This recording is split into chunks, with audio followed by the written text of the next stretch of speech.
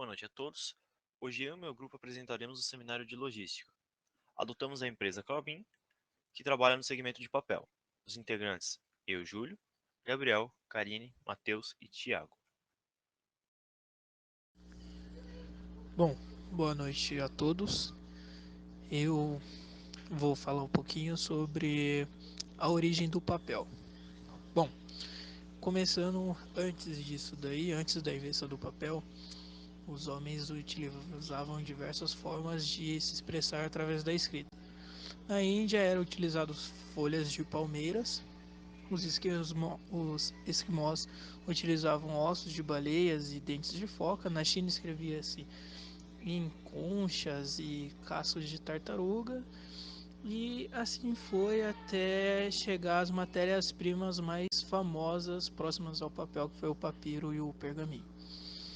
O primeiro, que é o papiro, foi inventado pelos egípcios por volta entre 2.400 a 3.000 anos antes de Cristo, certo?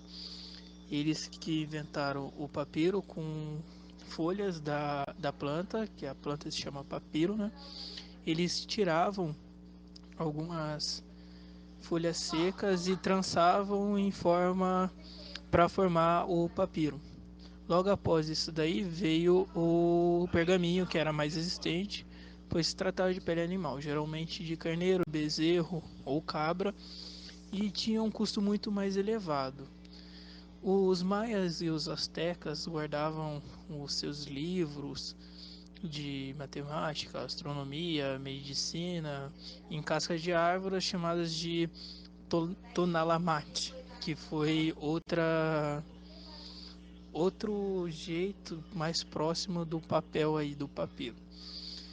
Bom, a palavra papel é originada do latim de papyrus, nome dado a um vegetal, né, que seria aquela planta que eu já tinha comentado anteriormente. E a medula desses seus caules era empregada como um suporte de escrita pelos egípcios. Entretanto, foram os chineses os primeiros a fabricarem o verdadeiro papel, o papel como a gente usa atualmente.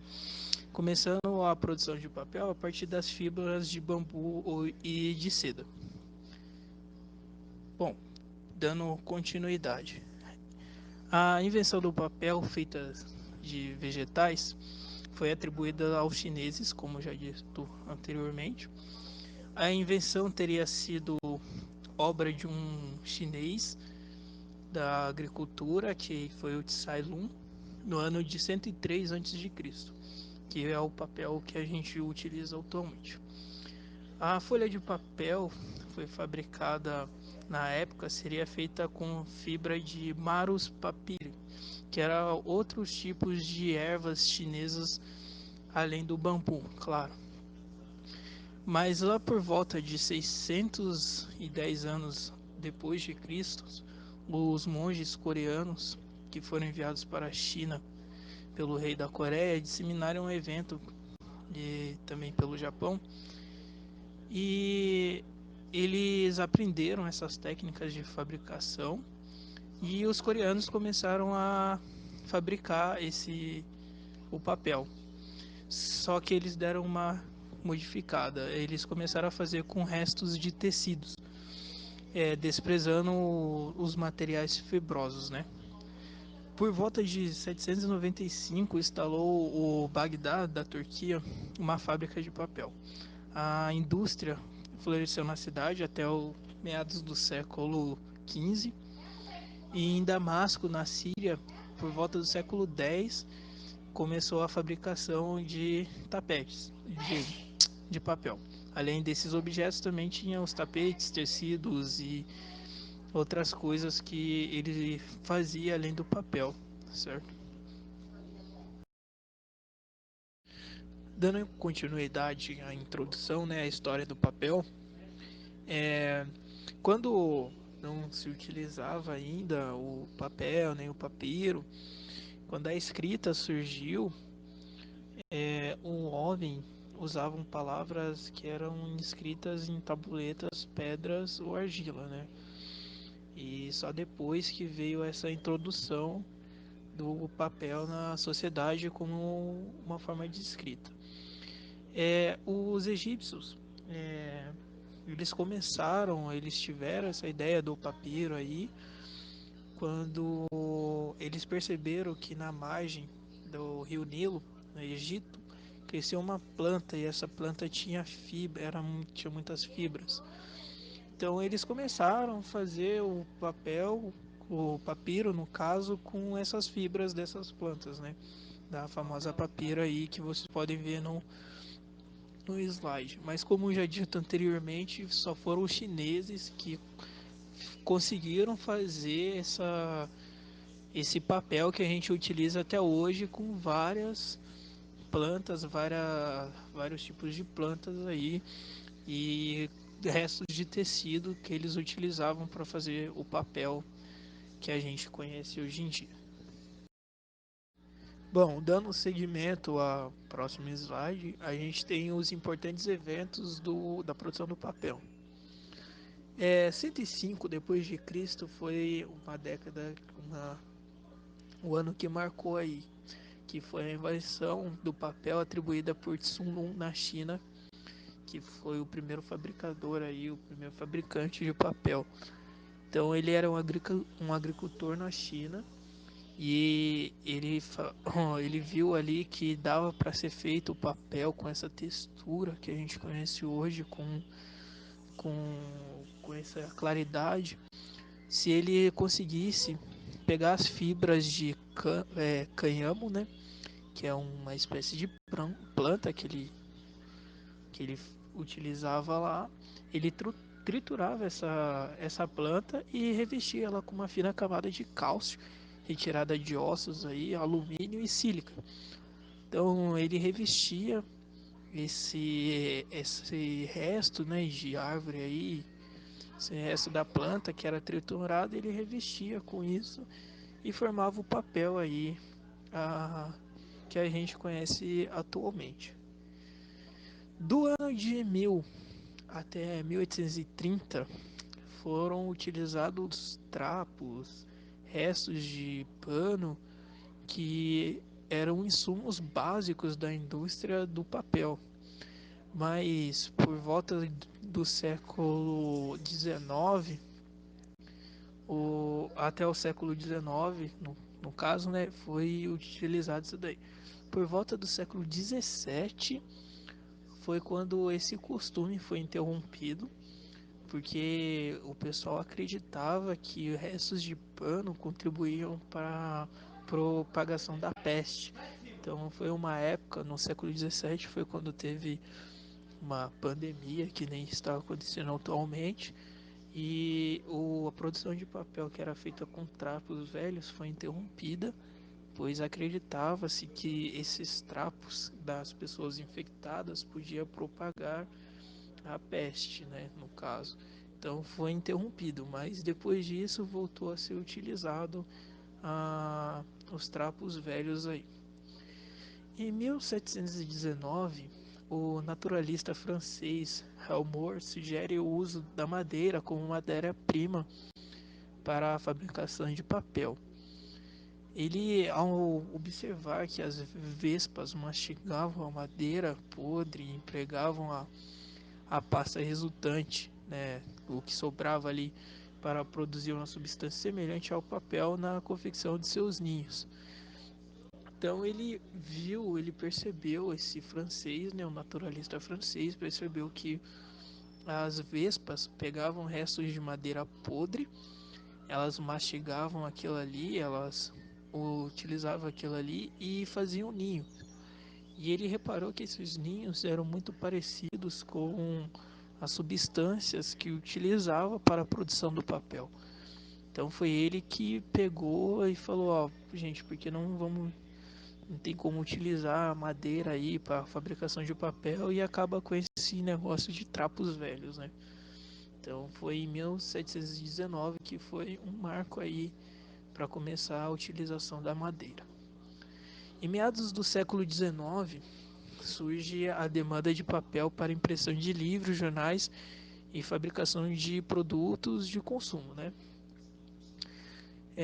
levando à busca de fontes alternativas de fibra e a serem transformadas em papel. Então, no século XIX, como não tinha como utilizar muito mais os trapos ou algo do tipo, e como o papel era utilizado na impressão de jornais, livros e outros produtos, geralmente produtos de embalagem, eles tentaram buscar alternativas para alternativas diferentes para essa produção, né? Então foi aí que começaram a pensar naquela proposta do naturalista, né, para a utilização da madeira ou de outras fibras. Só foi em 1838 que foi fabricado, começou a produção da pasta de palha branca, que é um dos principais processos de produção aí para a produção do papel, que foi a questão da que a gente conhece hoje como celulose. Então foi em 1838 que começou essa pasta branqueada aí para eles fazerem a produção. No ano de 1840, 2 anos depois da produção da pasta branqueada, na Alemanha desenvolveu o processo de trituração da madeira e as fibras começaram a ser separadas e transformadas no que se passou conhecido como pasta mecânica ou celulose. Então, foi 2 anos depois, na Alemanha, que eles começaram a fazer o verdadeiro processo do papel que a gente tem até hoje em dia, que é a trituração da madeira, a separação das fibras e isso transformava naquela pasta, uma pasta branqueada, que é conhecida hoje como celulose. Em 1854 foi quando foi patenteado na Inglaterra um processo de produção da pasta da celulose, né, através do tratamento com soda cáustica. Então a lignina, que a, é uma substância encontrada na madeira, a lignina, que faz a ligação ali dos processos da madeira, compõe a madeira, ela foi separada nesse processo com solda cáustica em 1854. Então a lignina, que era um cimento orgânico que une as fibras, é dissolvida e removida, surgindo a primeira pasta química. Então, nesse processo com solda cáustica na Inglaterra, esse processo de trituração da madeira, separação das fibras, eles começaram a utilizar a solda cáustica para tirar essa lignina do processo, né? Esse cimento, esse produto orgânico que une as fibras, eles tiraram, foi dissolvida e removida aquilo ali para formar a primeira pasta química, aquela pasta que mais para frente vocês vão entender o que é. Foi no ano de 1860 a primeira invenção do papel couché, lançamento que seria o lançamento do papel higiênico em forma de rolo, surgimento na Finlândia e as primeiras leis sobre práticas de silvicultura, que seria conhecido no conhecido hoje aí a produção do papel que a gente conhece hoje. Então esses foram os marcos que a gente teve até chegar à produção do papel. E tudo esses marcos, esses levantamentos, foi feito por um gerente de serviço técnico da Europa, Pierre Noé. Então ele que fez todo esse estudo, a gente pegou esses estudos dele, né? E ele fez esse levantamento sobre a história e os principais eventos do papel. Então foi na Alemanha que começou essa produção do papel que a gente conhece hoje em dia. Foi a Inglaterra que colocou a soda cáustica, que incrementou, né, a produção. E foi em 1860 que começaram a fazer diversas formas, diversos outros tipos de papel aí que a gente conhece hoje em dia. Então Esses são os pontos principais aí da produção do papel. Eu vou passar minha palavra para o próximo integrante da turma. Agora, na sequência, iremos falar sobre a previsão de vendas. Para definirmos o consumo, utilizamos os valores de consumo de papel de acordo com Moura, que diz que cada pessoa consome cerca de 44,7 kg de papel sulfite por ano. Levando em conta que cada folha de papel pesa cerca de 0,00469 kg ou 4,69 gramas, concluímos que cada pessoa consome cerca de 9.531 folhas por ano. Como os nossos dois produtos são o mesmo e só muda a embalagem e quantidade, adotamos o consumo de 60% do pacote de 500 folhas, devido à venda em grande escala para indústrias, e 40% do pacote de 100 folhas, que é utilizado em menor escala em uso residencial. Então obtemos 60% de 9.531, aproximadamente 11 pacotes, e 40%, aproximadamente 8 pacotes. Para calcularmos o valor anual de pacotes de 500 folhas, pegamos o consumo visto anteriormente e multiplicamos pelo número de habitantes em São Paulo. E obtemos 484.440.000 unidades. Ao adicionarmos 70% de representatividade no mercado, obtemos 339.108.000. Dividindo por 12 meses do ano, obtemos 28.259.000 unidades por mês. Dividindo novamente por 30 dias do mês, obtém-se 941.967 por dia. E por 24 horas, tem-se 39.249 unidades. O mesmo cálculo é realizado novamente no consumo de pacotes de 100 folhas, levando em conta apenas os 40% do consumo per capita, e obtemos os seguintes valores. Por ano, 352.320.000. Com a representatividade no mercado de 70%, temos o valor de 264.624.000. Por mês, 20.552.000. Por dia, 685.067. E por hora, 28.544. Bom, pessoal, dando seguimento, eu vou estar explicando um pouquinho para vocês da nossa árvore, a árvore do produto. Então, para começar, um pacote com 500 folhas sulfite, já que a gente está trabalhando com papel A4, aí seria a folha sulfite que a gente conhece. Bom, para produzir 500 folhas sulfites, a gente utilizaria, no caso aí, 18 kg de eucalipto já triturado, 0,025 metros cúbicos de água, 2,6 litros de sulfidez, 2,7 litros de álcali ativo. E para embalagem a gente vai utilizar um pallet com 28 caixas. Cada caixa vai ter 10 unidades de embalagem e cada embalagem vai ter 500 unidades de papel aí. Então vai ter 500 papéis, totalizando um tanto aí de 5.000 unidades, certo? Bom, vou explicar o que é cada um. Como que a gente fez esse levantamento? Foi por base de cálculos, mas, claro, né? A gente fez uns cálculos. Como cada árvore, cada tipo, cada demanda, cada lote da produção de papel varia, porque varia o peso da árvore, varia o tamanho dela, varia o quanto de cavaco foi feito. Então variou bastante, então a gente tirou uma média de tudo. Então um eucalipto inteiro ele fabrica muitas unidades de folha sulfite. Então a gente calculou uma porcentagem que deu 18 kg de eucalipto já triturado, né, para a produção de 500 folhas, no caso. Enfim, é, seguindo essa linha de raciocínio, a gente utilizou a água. A água não entra na composição do papel e sim na parte de limpeza.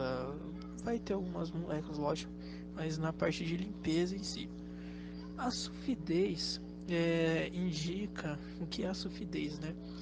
Ela é uma mistura da álcali ativo com enxofre. Então, é uma mistura química que ajuda na separação da lignina, né? Como eu já tinha falado para vocês. Então, ela ajuda nessa separação, na parte de fermentação, porque o cavaco é triturado, ele vai passar por um processo de cozinhamento, então eles vão cozinhar esse cavaco, depois eles vão cozinhar, vão limpar, vão cozinhar de novo com a sulfidez e com o álcali ativo ali, para fazer essa separação, para a gente ter aquela pasta branqueada que a gente já viu, certo? Então esse é o processo.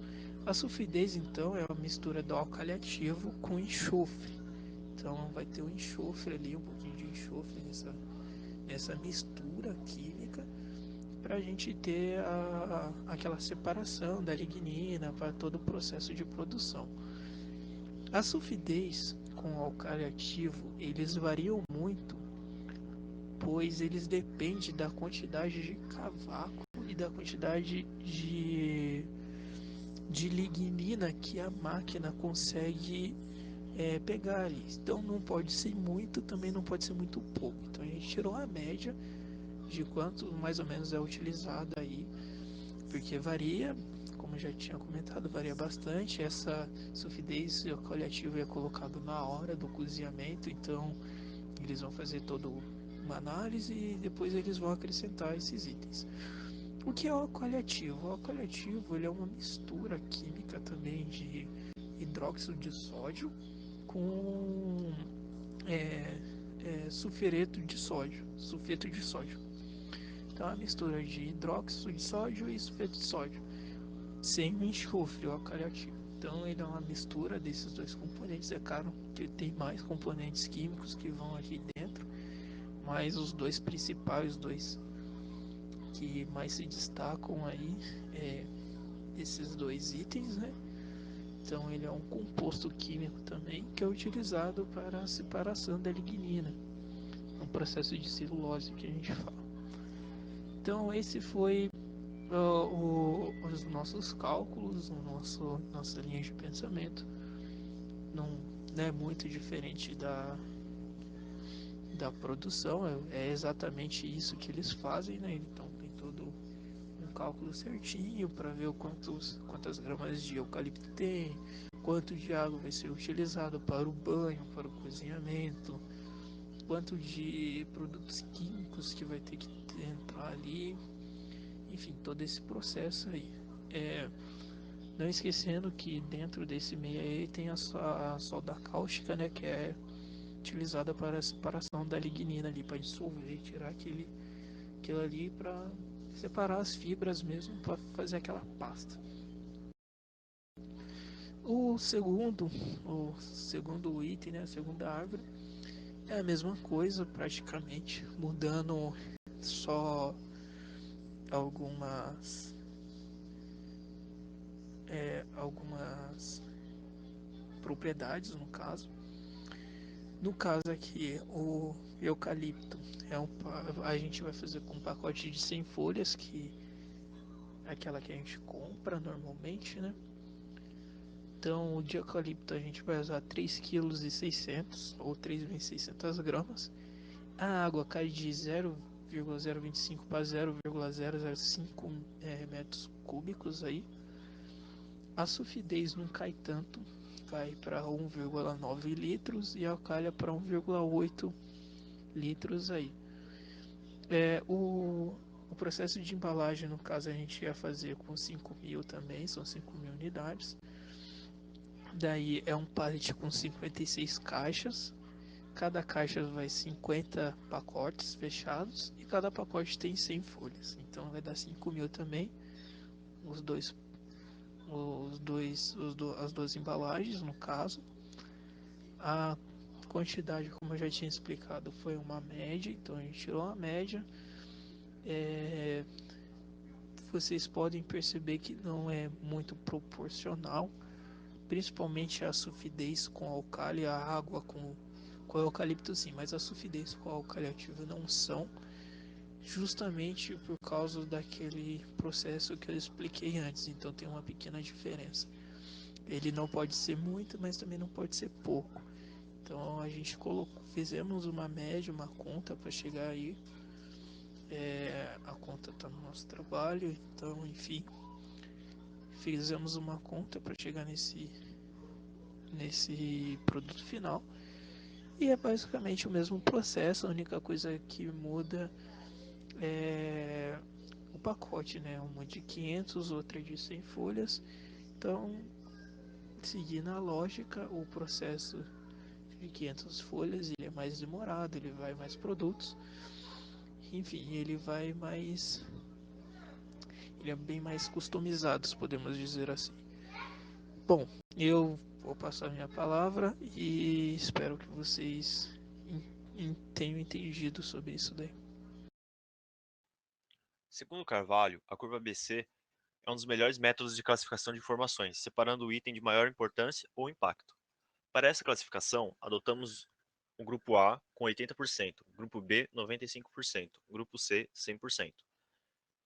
Ao analisarmos os dados, pode-se observar que álcool ativo e sulfidez são a prioridade, pois possuem um custo mais elevado, representando 80% do custo, ficando classificado em A. Por possuirmos produtos iguais, diferenciando apenas a quantidade, possui-se dois tipos de embalagem, onde ambas ficaram classificadas como B, representando 15% do custo da empresa. A caixa, eucalipto e água classificados como C, representando 5% do custo da empresa. Boa noite.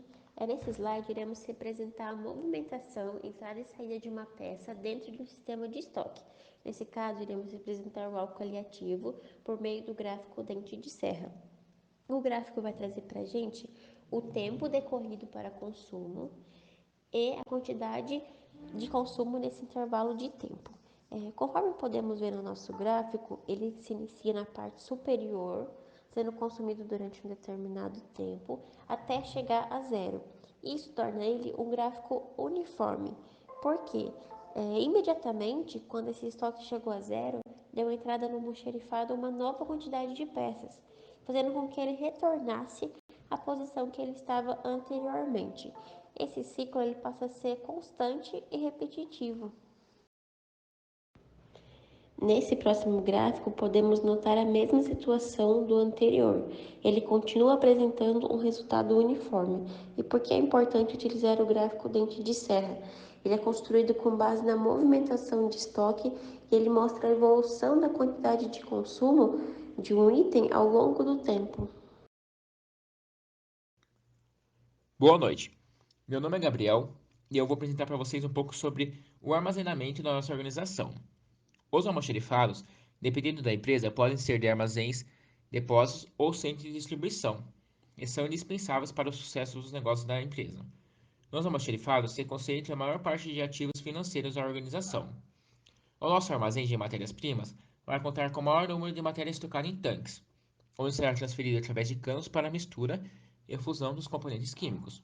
O local do armazenamento dos tanques será extremamente supervisionado e ajustado à temperatura de acordo com cada necessidade.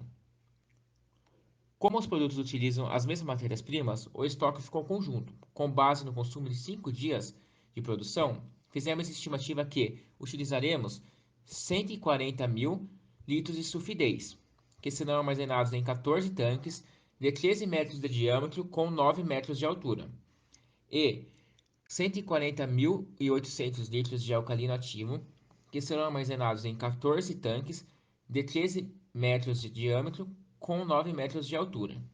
Também armazenaremos raspas de madeira em tanques especializados para a produção do material e tanques de água para compor a formulação do produto. Agora falarei um pouco sobre o layout e das demais matérias-primas. O estudo do layout pode trazer consequências benéficas se forem observadas algumas recomendações. A melhor justificativa para todo o cuidado em estoques dessa natureza é o fato de que a mudança de uma mesa e cadeira de um ponto da sala para o outro pode causar um conflito maior do que a transformação estrutural de uma organização. É certo que o espaço físico que utilizamos é de muita importância para nós mesmos. Contudo, não é apenas o aspecto visual e de conforto que deve prevalecer no estado de aproveitamento do estado físico. Mais do que isso, importa o fluxo existente entre pessoas, papéis e do transporte. O estudo do nosso layout baseia-se em praticidade, sendo que o armazenamento da matéria-prima não é complicado de se administrar. Portanto, todo lote mal registrado pode acarretar diversos problemas na produção. Nossa maior dificuldade no estoque seria por conta da carga pesada, onde exige um cuidado maior. O estabelecimento contém alguns padrões para preservar a integridade dos nossos produtos e melhorar a qualidade da produção. O piso da empresa é muito resistente para suportar o peso dos pacotes acumulados, são também de fácil limpeza e possuem antiderrapante todos os planos e possuem cleanos para o escorrimento de água. As paredes possuem cores claras, com tinta óleo para facilitar a identificação da sujeira e melhor na hora da limpeza. O ambiente possui muitas janelas com proteção contra insetos e exaustores no teto para melhorar a ventilação do local. O local é bem iluminado e conta com um serviço de controle de pragas para que não aconteça nenhuma alteração no produto. Os ralos e escoamentos da água são tampados e abertos apenas quando necessários. A área externa é toda pavimentada e possui coletores de lixo em toda a fábrica para evitar a contaminação de qualquer coisa química ou biológica. As embalagens são armazenadas em lugares fechados e enroladas em filme stretch. A embalagem vem em formato de um plástico com metros de distância enrolado em um rolo, onde no processo do papel é colocado em uma máquina responsável por cortar o plástico no formato adequado e cobrir o papel, sulfite, que depois será exposto a uma grande temperatura que vai fazer a embalagem envolver o papel sulfite, assim concluindo o fechamento do pacote. A embalagem secundária, que seria a caixa, também é armazenada em lugares fechados e com proteção, e são preenchidos pelos pacotes como um dos últimos processos. Após isso, a verificação e o registro. Tendo além dos tanques, dois cantos principais de matérias estocadas, que seria o plástico, como dito antes, e a caixa.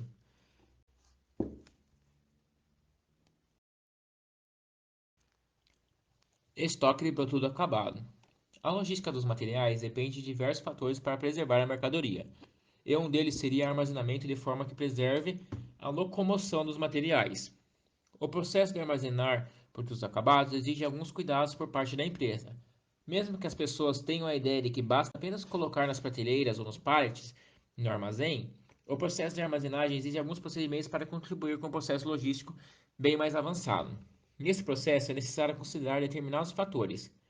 O primeiro fator seria organizar corretamente a entrada e saída de pallets.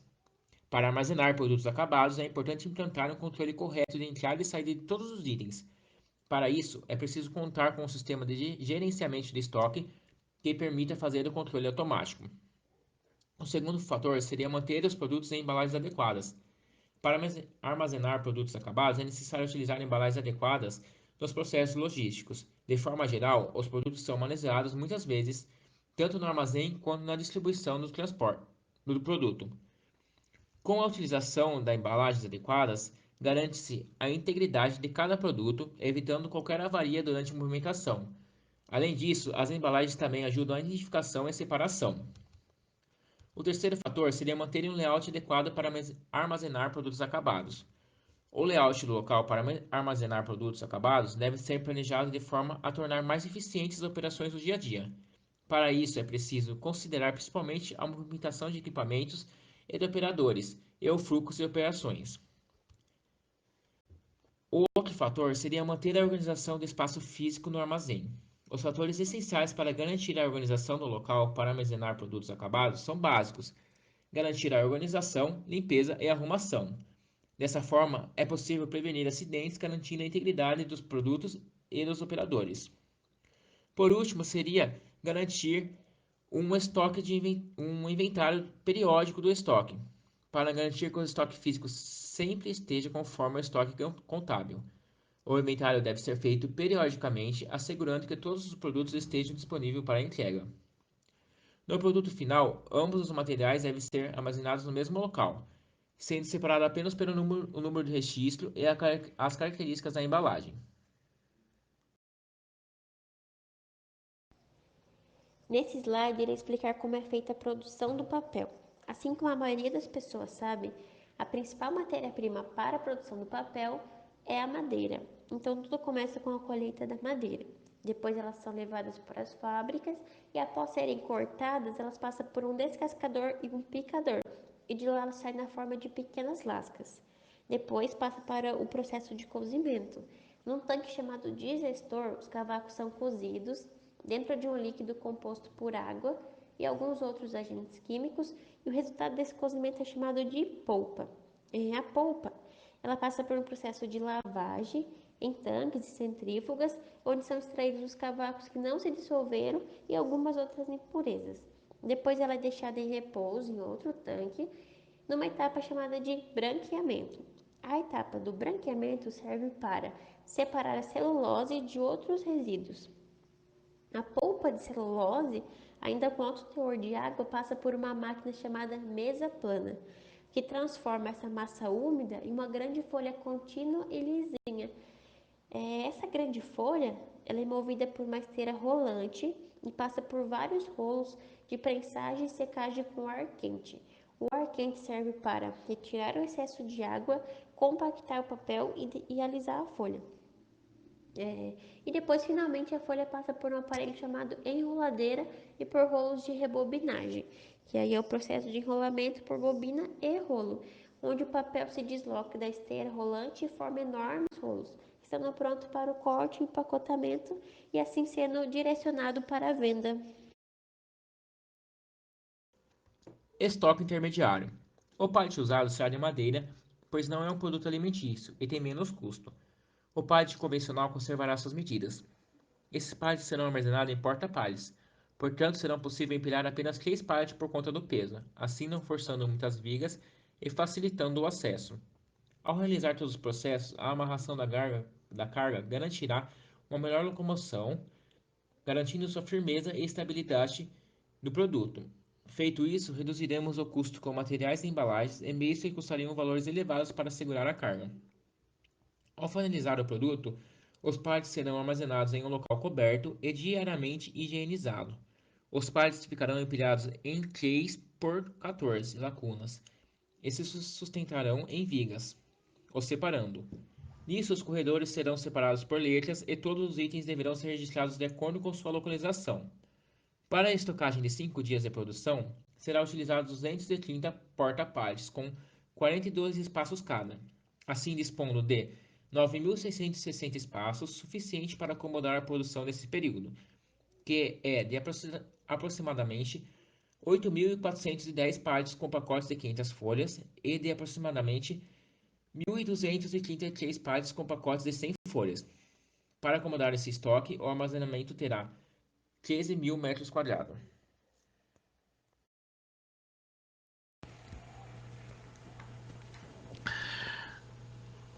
Para a distribuição do nosso produto, nós fizemos o estudo do custo de se ter uma frota própria, onde foram feitos os seguintes cálculos. O custo do veículo, dentro desta categoria, está incluso o capital investido, manutenção do veículo, a documentação, o seguro, entre outros custos. O custo do motorista, todos os encargos pertinentes à contratação de um funcionário, que são previstos na CLT. Os custos variáveis foi incluso o custo de combustível, troca de óleo, pneus, lavagem do veículo, pedágio, enfim, os custos que variam conforme distância e tipo de local por onde o caminhão passa. Conforme o slide, após feito todos os cálculos, chegamos ao valor de custo fixo diário para o VUC, isto é, o valor gasto para manter o veículo mesmo que ele esteja parado na empresa. E esse valor é de R$ 278,37.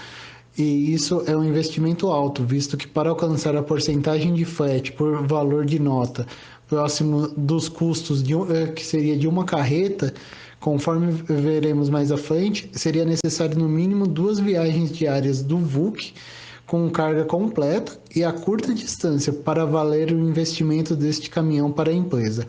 E este não é um cenário corriqueiro neste segmento, pois seria necessário várias empresas próximas ao CD com características de compra parecidas, no caso, compras diárias de aproximadamente 4 toneladas.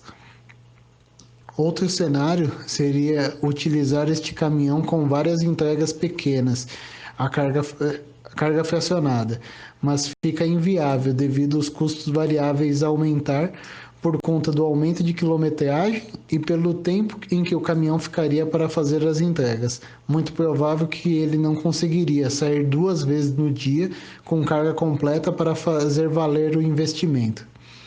Fora estes empecilhos, quando a carga é fracionada, existe a necessidade de um ajudante, também aumentando assim os custos fixos.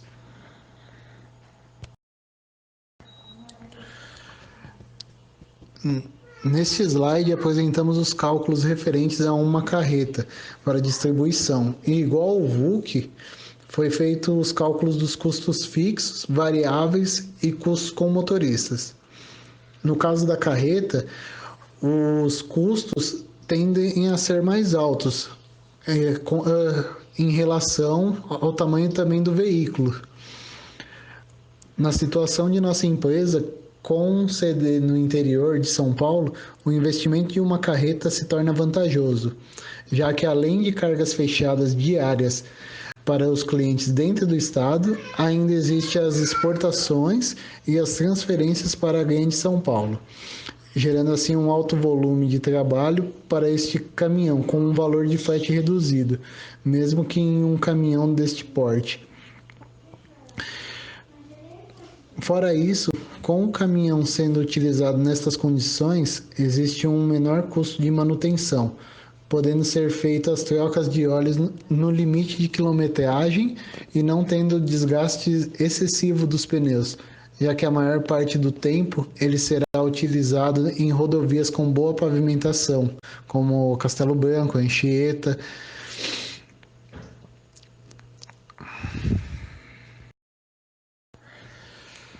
Aqui apresentamos 2 cotações que fizemos com transportadoras para termos um comparativo frente aos custos calculados de se ter uma frota própria. Foi feito as cotações das 2 modalidades de frete com estas 2 transportadoras, e devido às suas particularidades logísticas, como base das empresas e clientes que são atendidos, os valores tiveram variações. Como exemplo, podemos citar o frete de uma caixa para Santos.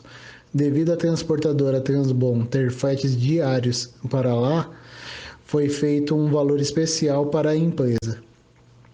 Já a transportadora Fênix, que não tem rotas diárias para a região,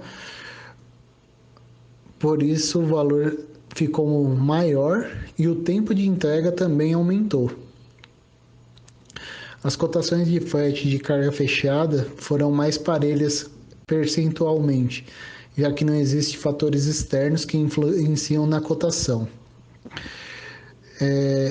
Somente para esclarecer, a transportadora Transbom ela tem sede em Tietê, e a transportadora Fênix ela tem uma base em Botucatu e uma base em São Paulo. E por esse motivo, eles têm facilidade a fácil acesso ao CD em Laranjal Paulista. Neste slide são apresentados comparativos de todas as cotações feitas e quais as melhores opções para cada tipo de carga, comparando o frete por valor de nota referente, por cubagem, por unidade e quanto o frete incide no custo final da nota fiscal. Com esta tabela, nós podemos analisar a melhor opção de frete por qualquer parâmetro que se desejar. Foi inserido as cotações realizadas para as 2 modalidades de frete, e para o envio de uma unidade, incluímos uma cotação realizada no site dos Correios. Nesta cotação, o frete ficou inviável, o custo de frete ficou mais de 50% do valor da nota. Aqui também temos as cotações feitas com a transportadora Fênix e Transbom, que por ter uma logística que favorecia esse frete, cobrou um valor bem menor. Neste cenário, o custo de um caminhão próprio para a entrega de uma caixa ficou totalmente inviável, ultrapassando 200% do valor da nota fiscal. Na sequência, temos os fretes para envio de uma carreta, carga fechada, e nessa situação, a opção mais vantajosa foi o frete com carreta própria.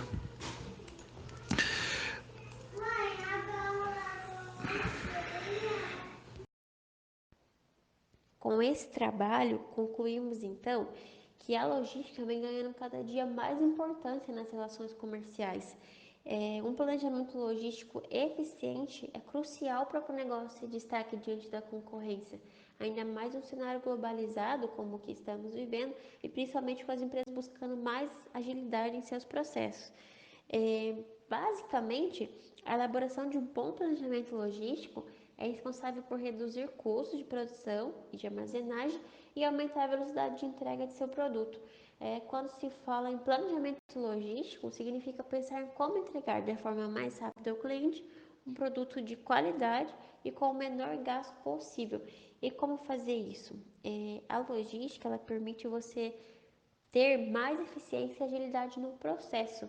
Por exemplo, cargas elas podem ser manejadas com menor tempo de parada e aumentando a qualidade e a precisão das entregas. Ela também possibilita o aumento de lucratividade, por exemplo, com a ajuda das tecnologias e a utilização de um software de gestão, o trabalho das diversas áreas que envolvem a logística é otimizado e cada uma das atividades é exercida de maneira estratégica, de forma a oferecer as melhores condições para o caixa da empresa. Então, a logística é um sistema que organiza o fluxo de informações, de materiais, de pessoas, com o propósito de atingir um objetivo com agilidade. A logística empresarial engloba todos os procedimentos de mercadorias e deslocamento de informações. Esse é nosso trabalho, agradeço a atenção, muito obrigada.